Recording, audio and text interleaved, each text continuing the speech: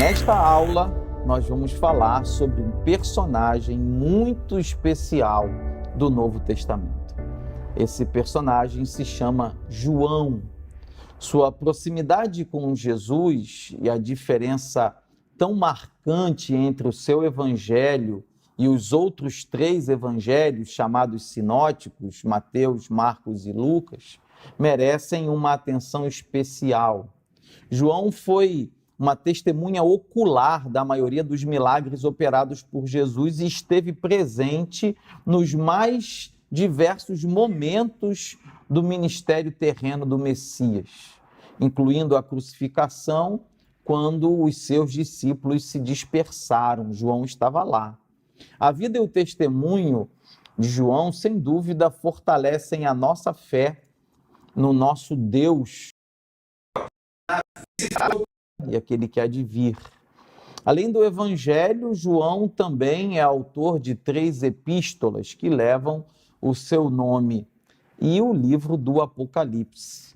Diferente de Mateus, Marcos e Lucas, o apóstolo João não incluiu a genealogia de Jesus, seu batismo, seu nascimento, sua tentação, a expulsão de demônios, suas parábolas, sua transfiguração, a instituição da ceia, o Getsêmani ou a sua ascensão. Realmente o evangelho de João é muito diferente dos outros evangelhos.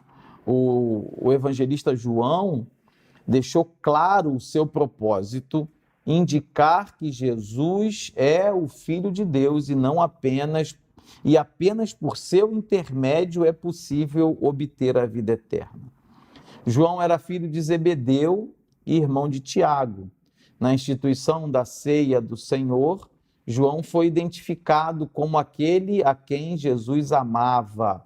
Esta expressão aparece outras vezes em seu livro. João se autodeclarou, se autoidentificou como discípulo amado. João aparece em várias referências acompanhando seu irmão Tiago e Pedro em situações muito próximas de Jesus. Pedro, Tiago e João estavam sempre juntos. A proximidade entre os 3 se explica, talvez, pelo exercício da profissão, pois antes de serem chamados por Jesus, os 3 eram pescadores. O nome João é de origem semita e significa Deus é gracioso, ou Deus mostra a sua graça. Tal nome parece bem propício ao relacionamento que ele tinha com o Senhor Jesus.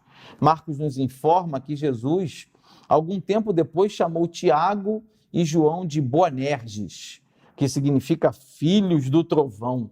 Uma maneira interessante de fazer uma delicada alusão ao temperamento ardente e ao zelo empreendedor dos 2 irmãos, ou talvez a eloquência arrebatadora deles.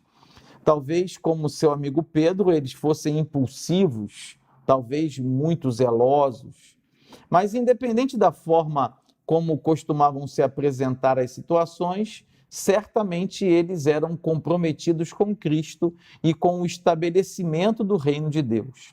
A narrativa dos evangelhos nos revela pouco sobre a família de João. Sabemos que ela residia às margens do mar da Galileia. Além disso, temos informação de que o nome de seu pai era Zebedeu e que ele estava no barco quando Jesus chamou seus filhos. Estudiosos costumam apontar Salomé como a possível mãe do apóstolo João, aquela que juntamente com outras mulheres visitou o sepulcro de Jesus para ungir o seu corpo. Nos tempos de Jesus, habitualmente centenas de barcos de pesca jogavam suas redes ao mar. Neste cenário, o mestre encontrou João, um pescador no exercício da sua profissão. A referência que Marcos faz aos empregados de Zebedeu nos permite inferir que essa família possivelmente era próspera em seus negócios. O discípulo amado foi talvez o único apóstolo que não padeceu a morte nas mãos de um carrasco. No entanto, ele foi preso em Éfeso e conduzido a Roma por ordem de Domiciano, sendo lançado em uma caldeira de azeite fervente, como conta a história. Tendo sobrevivido, foi desterrado para a ilha de Patmos, como ele mesmo conta no princípio do livro do Apocalipse. Segundo a tradição mais aceita, João foi libertado após 18 meses pelo imperador 96 a 98 depois de Cristo e retornou para Éfeso a fim de reassumir sua liderança naquele lugar.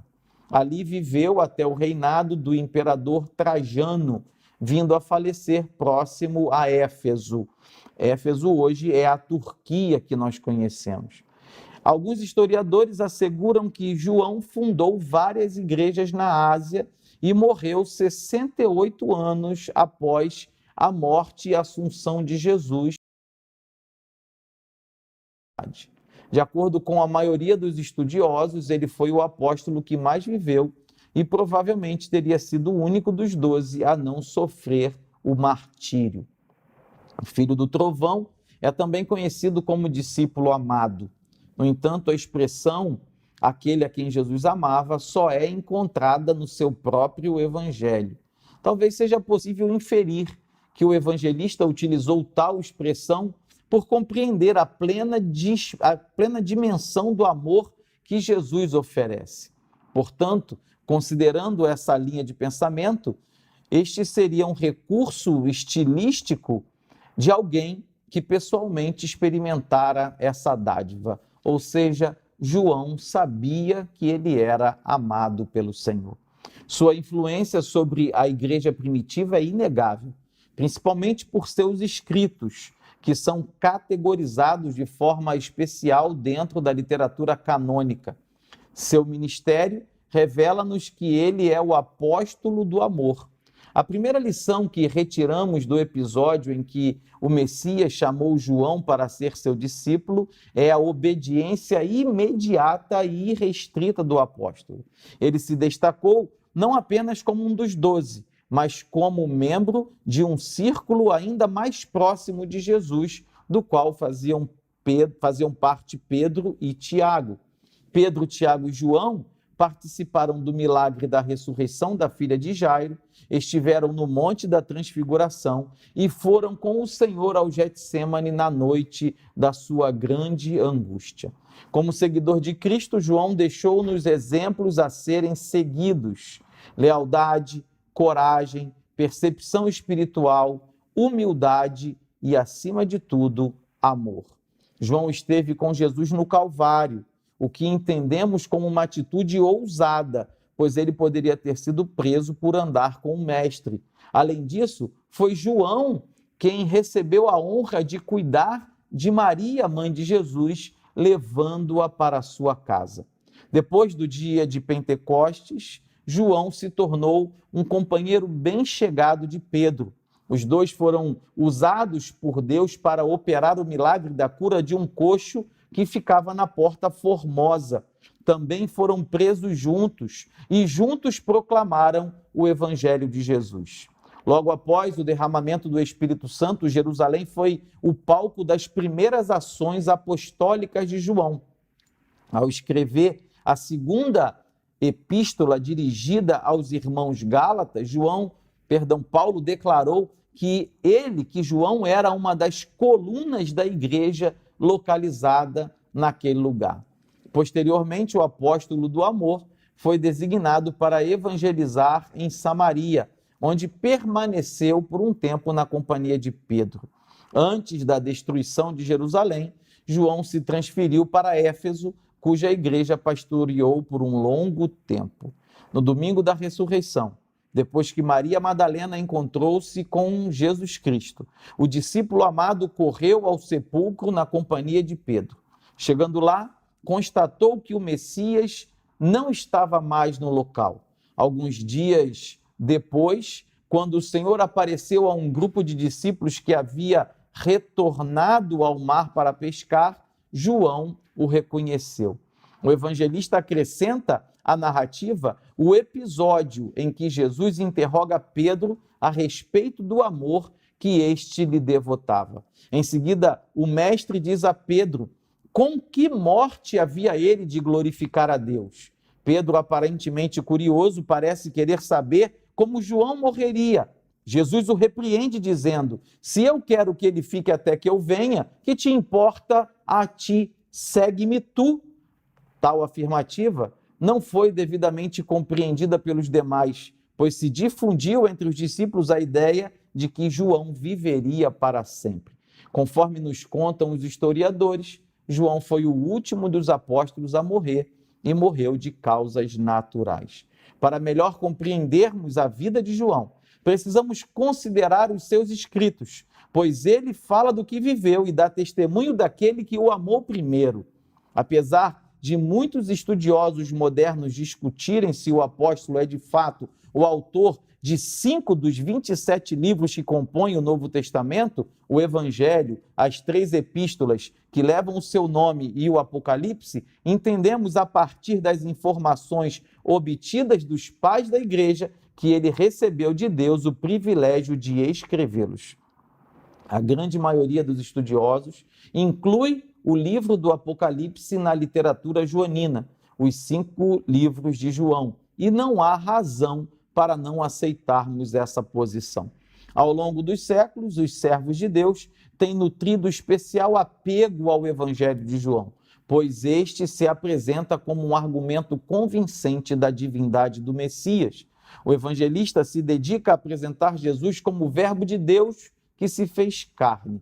Merece nossa observação o fato de que o livro apresenta algumas características bem distintas dos demais.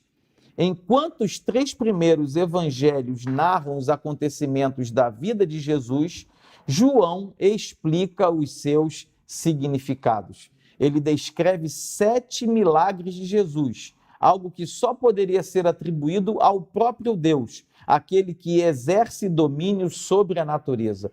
João cita as declarações que Jesus fez, deixando claro a sua divindade e revelando-nos que ele não era apenas um homem comum. Jesus chama a si mesmo de a luz do mundo, o bom pastor, a ressurreição e a vida, a videira verdadeira, a porta das ovelhas, o pão da vida, o caminho, a verdade e a vida. Cada uma dessas declarações começa com a expressão eu sou, o que nos faz lembrar o episódio em que Deus revelou o seu nome, eu sou, a Moisés.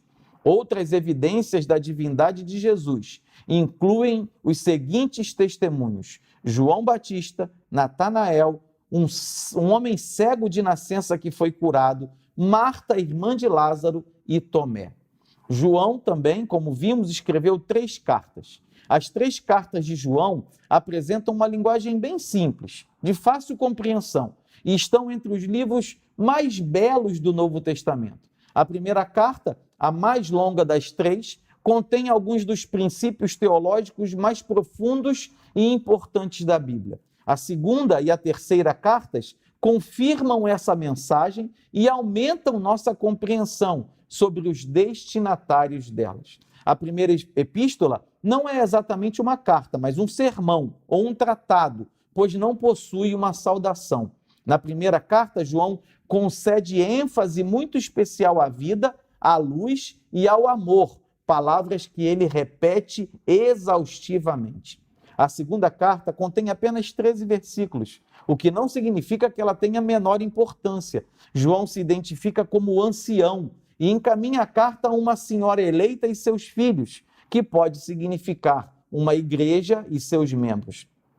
A terceira carta também é pessoal, de cunho privado, e foi dirigida ao amado Gaio. Nessa carta, João enfoca a importância da verdade e menciona 2 pessoas, Diótrefes, que fazia oposição ao apóstolo e procurava lugar de eminência entre eles, e Demétrio, cujo bom testemunho era conhecido de todos. Por fim, o livro do Apocalipse tem sido objeto de estudo, pesquisa, mensagens e distintas interpretações durante séculos. Apesar de ser um dos livros mais comentados do Novo Testamento, talvez seja o menos compreendido. No entanto, é possível entender a mensagem de esperança nele contida. Jesus voltará para buscar a sua igreja. Dessa forma, precisamos manter viva a fé no Cordeiro que um dia foi morto, mas que vive e para sempre reinará. Como João, somos desafiados por Cristo a deixar as nossas redes e andar no caminho do discipulado efetivo e frutífero. Além disso, precisamos aprender com o Mestre os seus ensinamentos. No entanto, mais que aprender, precisamos praticar e repartir com outras pessoas para a glória de Deus e edificação do seu povo.